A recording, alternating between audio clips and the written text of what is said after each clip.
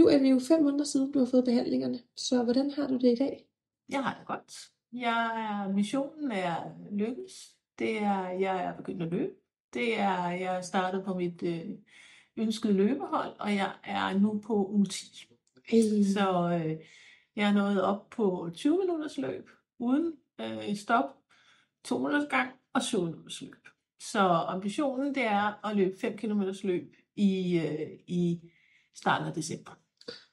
Har du fortsat smerter i din hofte der, hvor du fik behandlingen? Nej, altså jeg vil sige, at jeg fik jo behandlingerne for sådan en bursit, altså noget inflammation, der havde siddet i, og ligesom trods at jeg havde forsøgt at få nogle behandlinger, ligesom blev ved med at sidde i min slimsæk og mine muskler.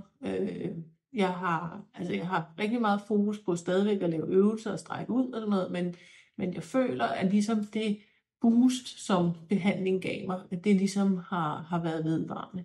Sådan så jeg ligesom har følt overskud til at kunne beløbe igen. Så du vil anbefale andre at få behandling, hvis de Helt har klart. samme smerter?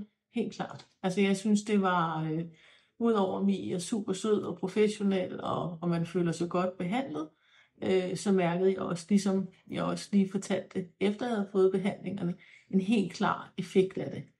Så det kan jeg kun med anbefale. Fedt.